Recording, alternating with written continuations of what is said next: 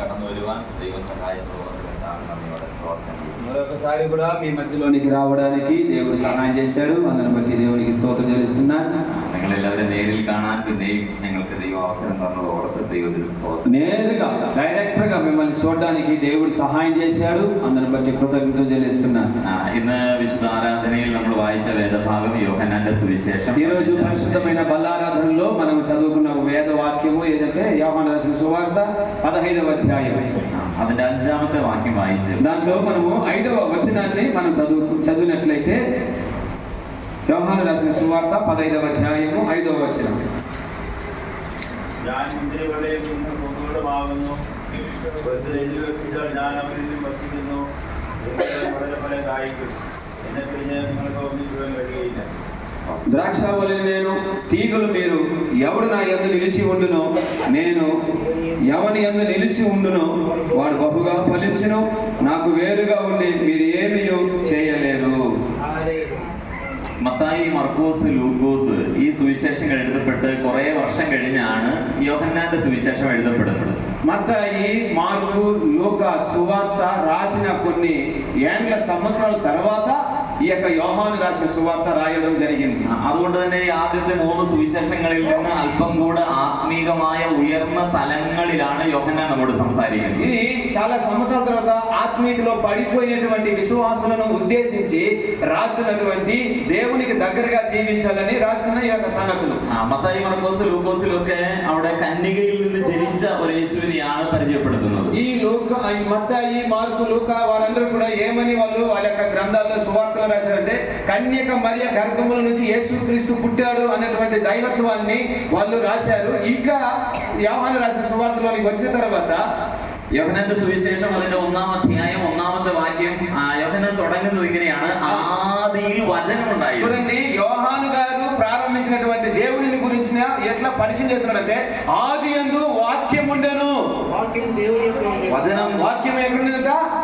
దేవుని యొద్ద ఉండెను. അപ്പോ ആദിയിൽ ഉണ്ടായിരുന്ന ഒരു യേശുവിനെയാണ് യോഹന്നാൻ പരിചയപ്പെടുന്നത്. యోహాను దేవుని ఎలాగ మనకి పరిచయం చేస్తున్నాడంటే ఆదిలో ఉన్నవాడు అని మనకి పరిచయం చేపిస్తున్నాడు యోహాను వారు. ആദിയിൽ ഉണ്ടായിരുന്ന ദൈവം, ఆదిలో ఉన్నటువంటి దేవుడు. മോശ ഒരിക്കൽ ദൈവത്തോട് ദൈവത്തിന്റെ പേരൊന്ന് ചോദിക്കുന്നുണ്ട്. మోషే దగ్గరికి వచ్చిన తర్వాత మోషే నీవు ఎవరు అని అడిగాడు. അപ്പൊ ദൈവം മോശയോട് പറഞ്ഞത് എങ്ങനെയാണ്? ഞാൻ ആകുന്നവൻ ഞാനാകുന്നു. దేవుడు ఏమన్నాడు మోషేకు?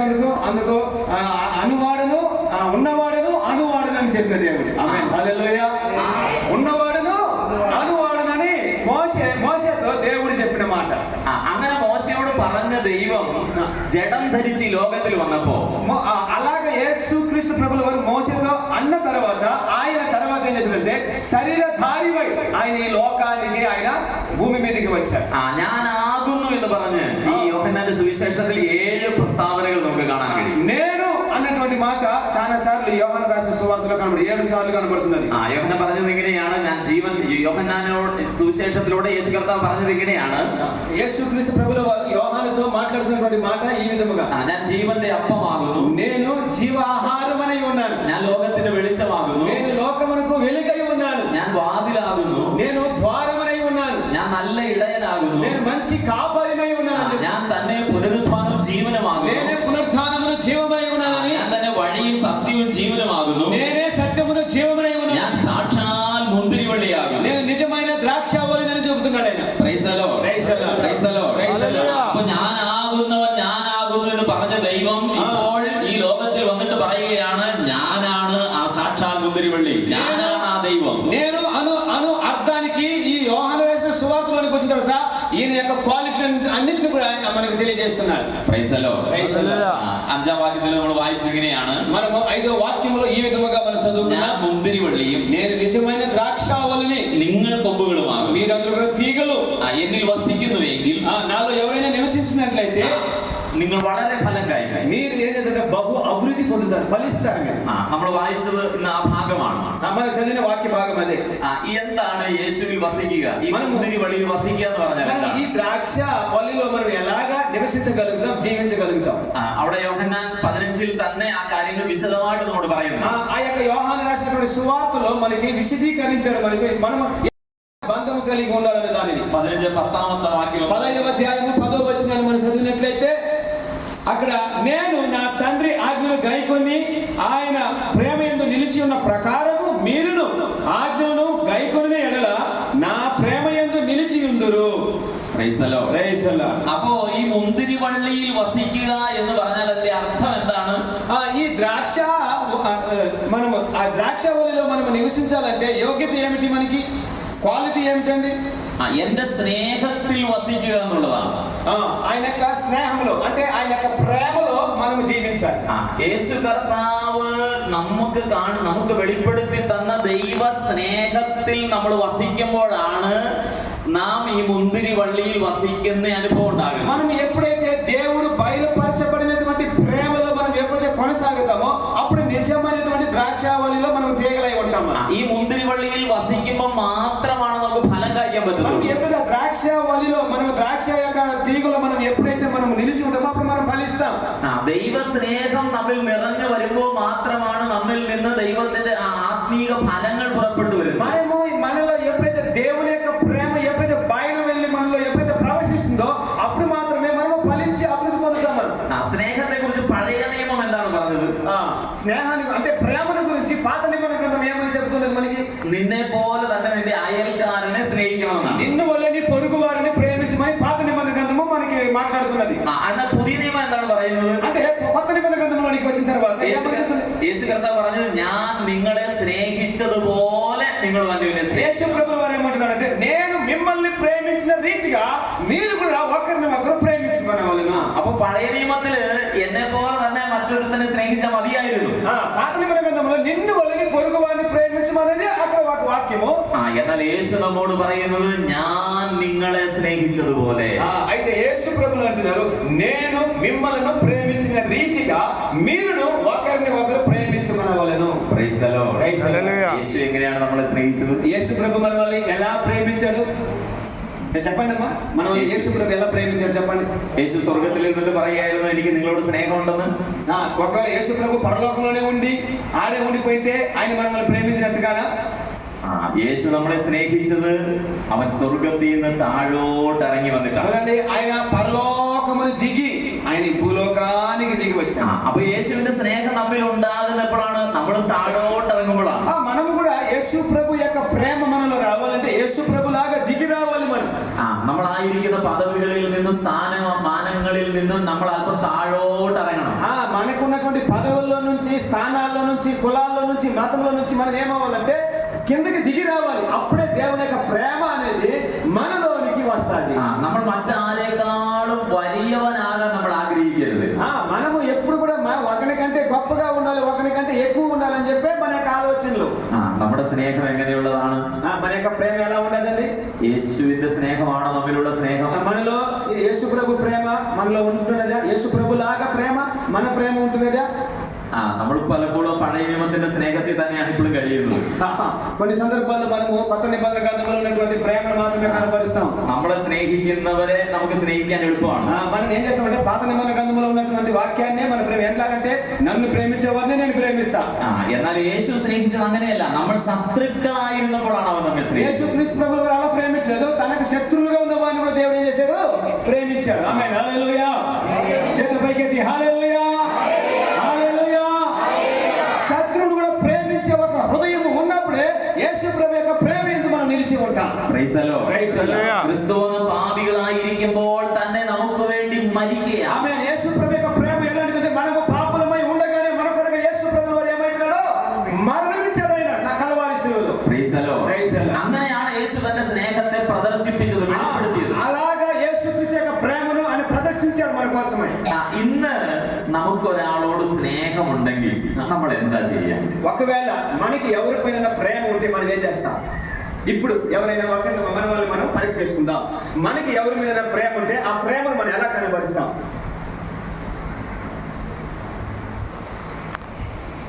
നിങ്ങളിൽ വാസ്തവമായി ദൈവസ്നേഹമുണ്ടെങ്കിൽ നിങ്ങളുടെ അയൽവക്കത്തുകാരോട്, നിങ്ങളുടെ കൂട്ടുകാരോട്, നിങ്ങളുടെ ബന്ധുക്കളോട് നിങ്ങൾക്ക് ചെയ്യാൻ పറ്റുన్న കാര്യം എന്താണ്? నిజమైన ఒరిజినాలిటీ ప్రేమ అనేది మనలో ఉన్నప్పుడు మన బంధువులతో కావచ్చు, మన స్నేహితులతో కావచ్చు, మన ఇరుగు పొరుగు వారితో కావచ్చు, మన యొక్క నిజమైన ప్రేమను మనం ఎలాగా వాళ్ళకి కనబరుస్తున్నాం. നിങ്ങളുടെ പോക്കറ്റിലുള്ള പണത്തിൽ നിന്ന് 100 രൂപ കൊടുക്കുന്നതാണോ സ്നേഹം? ఏమండి మన జోబుల నుంచి ఒక 100 రూపాయలు వాళ్ళకి ఇవ్వడం వల్ల ప్రేమ కనబడుతుందా? అది ప్రేమ అంటారా? നിങ്ങൾ അവരെ കാണുമ്പോൾ ഒന്ന് ചിരിക്കുന്നതാണോ സ്നേഹം? లేకపోతే వాళ్ళు కనబడినప్పుడు ఒక హిహి అని ఒక నవ్వు నవ్వినప్పుడు ఏమండి అది ప్రేమ అనిపిస్తుందా? യഥാർത്ഥ സ്നേഹമുണ്ടെങ്കിൽ, యథార్థమైనటువంటి ప్రేమ అనేది మనలో ఉన్నప్పుడు, ദൈവത്തിന്റെ സ്നേഹം നിങ്ങളുടെ ഉള്ളിലുണ്ടെങ്കിൽ, దేవుని యొక్క ప్రేమ మనలో ఉన్నట్లయితే നിങ്ങൾ കൊടുക്കേണ്ടത് നിങ്ങൾക്ക് വേണ്ടി ക്രൂശിൽ മരിച്ച് ഉയർത്ത് ജീവിക്കുന്ന యేసుവിനെയാണ് അവർക്ക് കൊടുക്കേണ്ടത്. ఆమేన్, హల్లెలూయా. మనం ఏదైనా ఎవరికైనా ఇస్తూ ఉన్నామంటే అది యేసుక్రీస్తు కల్వారి శిలువలో కాల్చినటువంటి ఆ ప్రేమ వలన దేవుని నిమిత్తమై నేను చూపిస్తున్న ప్రేమ అనేది మన హృదయంలో. വേറെ എന്ത് കൊടുത്താലും അത് ശവക്കുഴി വരെ ഉണ്ടാകത്തുള്ളൂ. మనం ఏది ఇచ్చినా ఏ ఉపయోగం లేదండి, ఎలాగ ఇచ్చినా కూడా.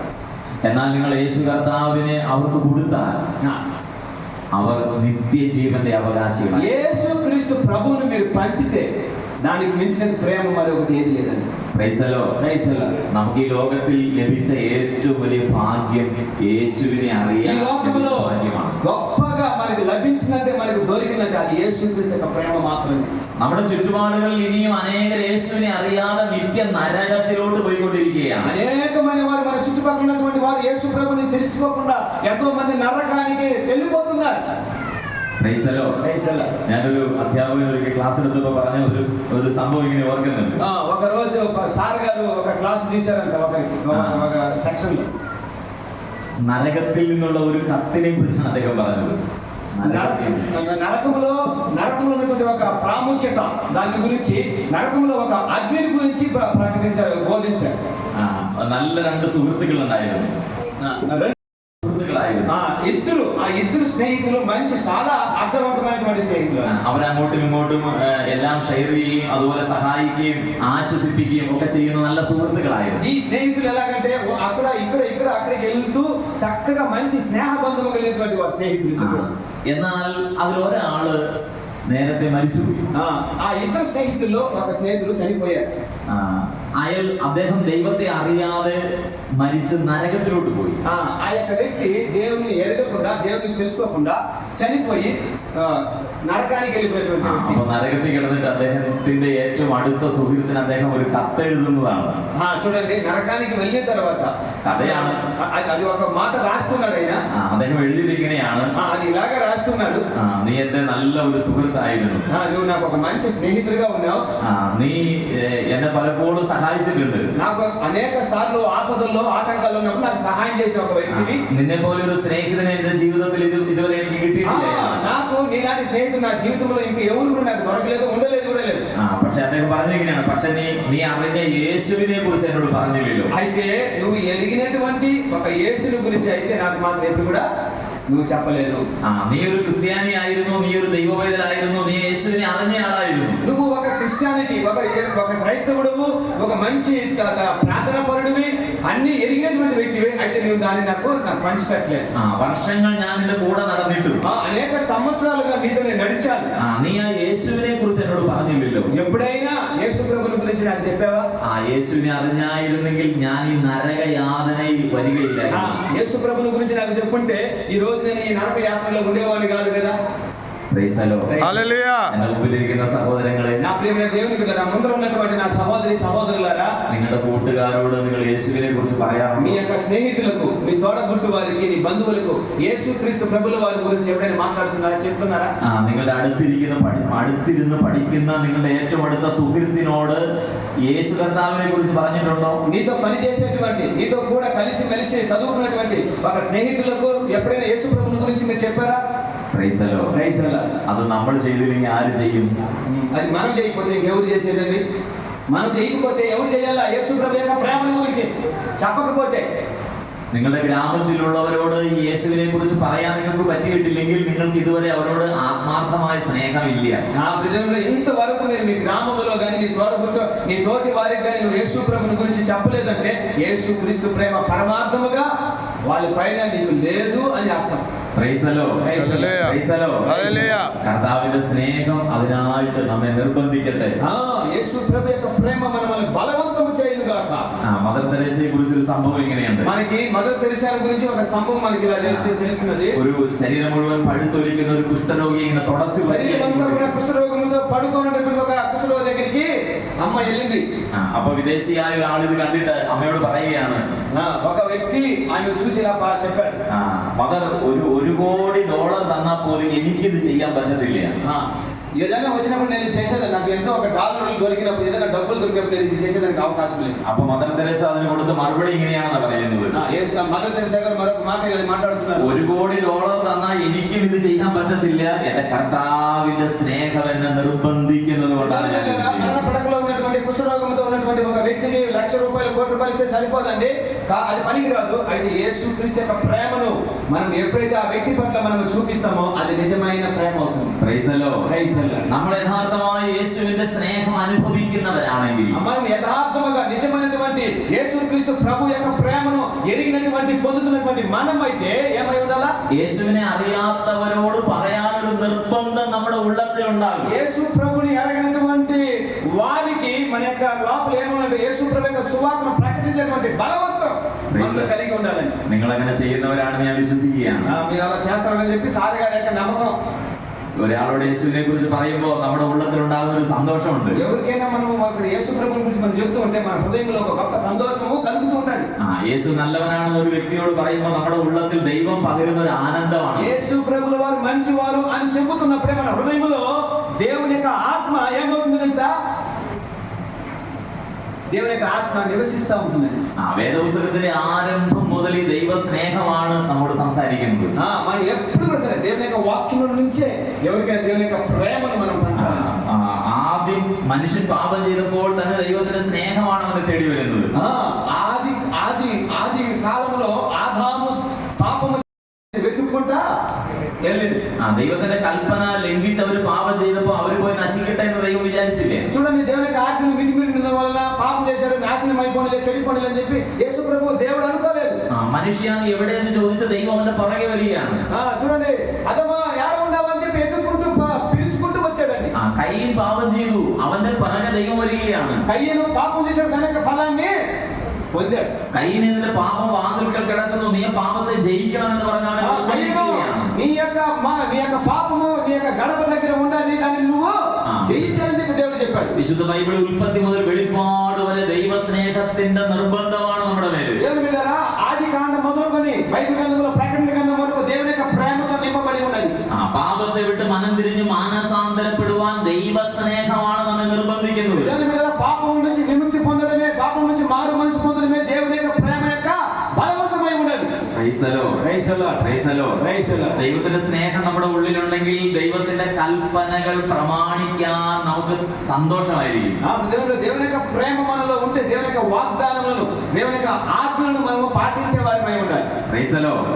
యేసు കർത്താവ് നമ്മോട് പറയുന്ന ഈ വിശുദ്ധ ബൈബിളിലെ കാര്യങ്ങൾ അനുസരിക്കുന്നത് നമുക്ക് സന്തോഷമായിട്ട് മാറും. దేవుడు అంటున్నాడు, ఈ వాక్యములను గైకొనేవాడు సంతోషముగా ఆనందముగా ఉన్న వాక్యం చెప్పబడుతుంది. നമുക്ക് സന്തോഷമാണോ? మనకి సంతోషముగా ఉన్నదా? നമുക്ക് സന്തോഷം നമ്മുടെ കയ്യിൽ നമ്മുടെ പോക്കറ്റിനകത്ത് പണം ഉള്ളതാണോ സന്തോഷം? మన దగ్గర డబ్బులు ఉన్నప్పుడు మాత్రమే సంతోషం అండి. డబ్బులు ఉన్నప్పుడే సంతోషము.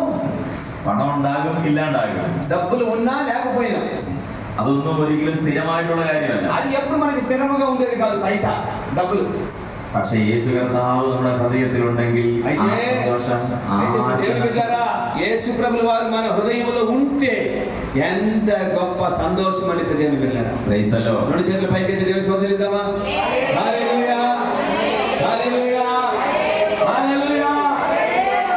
ആ കർത്താവിന്റെ സ്നേഹമാണ് ഞങ്ങളെ ഇങ്ങോട്ട് വരാൻ നിർബന്ധിക്കുന്നത്. ఆ ప్రేమనండి కేరళ రాష్ట్రం నుంచి మమ్మల్ని మీ మధ్యలోకి నడిపించింది. Praise the Lord. హల్లెలూయా. ദൈവത്തിന് സ്തോത്രം. దేవునికి അപ്പോൾ స్తోత్రం. മുന്തിരിവള്ളിയിൽ వసిക്കുക എന്ന് പറഞ്ഞാൽ വേഗത്തിൽ അവസാനിപ്പിക്കാം. నేను తొందరగా ముగిస్తూ ఉన్నాను దేవుని బిడ్డలారా.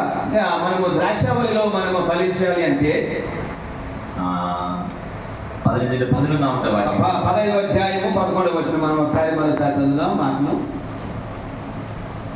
15. మీ యందు నా సంతోషం ఉండవలెనని, మీ యందు నా సంతోషము ఉండవలెనని, మీ సంతోషం పరిపూర్ణం మీ సంతోషము పరిపూర్ణమగునట్లు కావాలనియు ఈ సంగతులు మీతో చెప్పుచున్నాను. ఈ సంగతులను మీతో చెప్పుచున్నాను. Praise the Lord. Praise the Lord. അപ്പൊ യേശുവിൻ കർത്താവിൽ മുന്തിരിവള്ളിയിൽ വസിക്കുക എന്ന് പറഞ്ഞാൽ യേശുവിന്റെ സ്നേഹത്തിൽ വസിക്കുക എന്നുള്ളതാണ്. ఆమేన్. ద్రాక్షావళిలో మనం ఫలించాలి అంటే యేసు ప్రభు యొక్క ప్రేమలో మనము అభివృద్ధి పొందాలని అర్థం.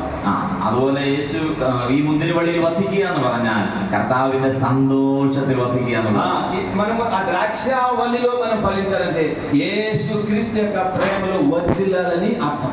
അതുപോലെ ഈ മുന്തിരിവള്ളിയിൽ വസിക്കുക എന്ന് പറഞ്ഞാൽ അവന്റെ സമാധാനത്തിൽ വസിക്കുക എന്നുള്ളതാണ്. మనము ద్రాక్షావళిలో నివసిస్తున్నాము అంటే ఆయన యొక్క సమాధానములో బలపరచబడాలని అర్థం. Praise the Lord. Praise the Lord. Praise the Lord. Praise the Lord. സങ്കീർത്തനങ്ങളുടെ പുസ്തകം 16:8-9. അതുകൊണ്ട് എന്റെ ഹൃദയം സന്തോഷിച്ച് എന്റെ മനസ്സ് ആനന്ദിക്കുന്നു. కీర్తనల గ్రంథము 16వ అధ్యాయము 9వ వచనం మనం చదువుదాం ఒకసారి. కీర్తనల గ్రంథము 16వ అధ్యాయము. అందువలన నా హృదయము సంతోషించుచున్నది, నా ఆత్మ ఏం చేస్తున్నది? హర్షించుచున్నది. నా శరీరము కూడా నా సురక్షితముగా నివసించుచున్నది. ఆమేన్. హల్లెలూయా. Praise the lord. Praise the Lord. Praise the lord. ഞാൻ യഹോവയെ എപ്പോഴും എന്റെ മുമ്പിൽ വച്ചിരിക്കുന്നു. അതുകൊണ്ട് അവൻ എന്റെ വലതുഭാഗത്തുള്ളത് കൊണ്ട് ഞാൻ കുലുങ്ങി പോകില്ല. അതുകൊണ്ട് എന്റെ ഹൃദയം സന്തോഷിച്ച് എന്റെ മനസ്സ് ആനന്ദിക്കുന്നു. దేవుని యొక్క వాక్యం చెప్పబడుతుంది, నేను యెహోవాను నేను నమ్ముకొని ఉన్నాను, ఆయన నా కుడి పార్శ్వమున ఉన్నాడు కనుక నేను ఎంతగానో కదిలింపబడను. అందుకోసం ఏమని చెప్తున్నారు దేవుని యొక్క వాక్యముతో? ఆయన అందువల్ల నా హృదయం సంతోషముగా ఉన్నది, నా ఆత్మ హర్షించుచున్నది, నా శరీరము కూడా సురక్షితముగా నివసించుచున్నది. ఆయన నా కుడి పార్శ్వమున ఉన్నాడు కనుక నేను కదల్చబడను. ఆమేన్. హల్లెలూయా. Praise the Lord. യേശുവിന്റെ സന്തോഷം എന്ന് പറഞ്ഞാൽ ജീവിതത്തിൽ നന്മകൾ ലഭിക്കുമ്പോൾ മാത്രമല്ല, ഏത് കഷ്ടതയുടെയും കണ്ണുനീരിന്റെ നടുവിലുള്ള ഒരു സന്തോഷമാണ്. దేవుని పిల్లరా, దేవునిలో మనం నిలిచి మాత్రమే కాదు, మనం దేవుని యొక్క ప్రేమలో ఉండడము. ఏది లేకపోయినా కూడా, శ్రమలు వచ్చినా, కష్టాలు వచ్చినా, వ్యాధులు వచ్చినా, మన జీవితం తలకిందులుగా మారిపోయినప్పుడు కూడా దేవుని యొక్క ప్రేమలో మనం ఎప్పుడు కూడా నిలబడి ఉండాలి. Praise the Lord. హల్లెలూయా. അതുകൊണ്ടാണ് പൗലോസ് കാരാഗൃഹത്തിൽ കിടന്നുകൊണ്ട് പറഞ്ഞത് സന്തോഷിപ്പീൻ സന്തോഷിപ്പീൻ എന്ന് പിന്നെയും നിങ്ങളോട് പറയുന്നു. పౌలు గారు అందుకే చెప్తున్నారు, సరసాలలో ఉన్నప్పుడు కూడా ఆయన ఏమంటున్నాడంటే, నేను ఆనందించేదను మరలా చెప్తున్నాను, నేను ప్రభువుని నేను చేస్తున్నాను ఆనందించేదను. శ్రమలలో కూడా, సరసాలలో కూడా, జైల్లో ఉన్నప్పటికీ కూడా ఆయన చెప్తున్న మాట అదే. ഭക്തന്മാരുടെ ജീവിതം എല്ലാം അങ്ങനെയായിരുന്നു. భక్తుల యొక్క జీవితాలు అలాగేనే ఉన్నాయి. శ్రమల్లో కూడా వాళ్ళు ప్రభు నిమిత్తమై సంతోషముగా జీవించారు. അവർക്ക് ഈ ലോകം സന്തോഷം കൊടുത്തില്ല. అయితే వాళ్ళకి ఎవరికి లోకం సంతోషం ఇవ్వలేదండి. അവരുടെ ഉള്ളത്തിൽ യേശു പകർന്ന ഒരു സന്തോഷം ഉണ്ടായിരുന്നു. వాళ్ళ యొక్క హృదయంలో యేసు ప్రభు నివసించేవక.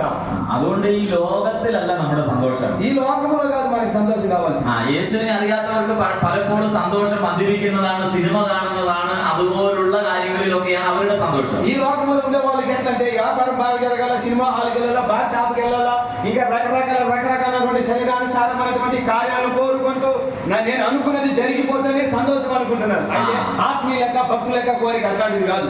യേശുവിന്റെ സ്നേഹവും യേശുവിന്റെ സന്തോഷം നമ്മുടെ ഉള്ളിൽ വരുമ്പോ ലോകത്തിന്റെ സന്തോഷം നമുക്ക് അറപ്പായിടും. ఆమేన్. యేసు ప్రభు యొక్క మన హృదయంలోనికి రాగానే ఏమవుతుందంటే, ఎలాంటి శ్రమలు వచ్చినా, ఎలాంటి కష్టాలు వచ్చినా వాటిలో కూడా నేను సంతోష భరితుడై ఉంటానని ఒక ఆలోచన, కోరిక వాళ్ళలో ఉంటుంది. Praise the Lord. Praise the Lord. Praise the Lord. Praise the Lord. അതുകൊണ്ട് ഈ ലോകത്തിന്റെ സന്തോഷം ദൈവമക്കൾക്ക് അറപ്പാണ്, വെറുപ്പാണ്.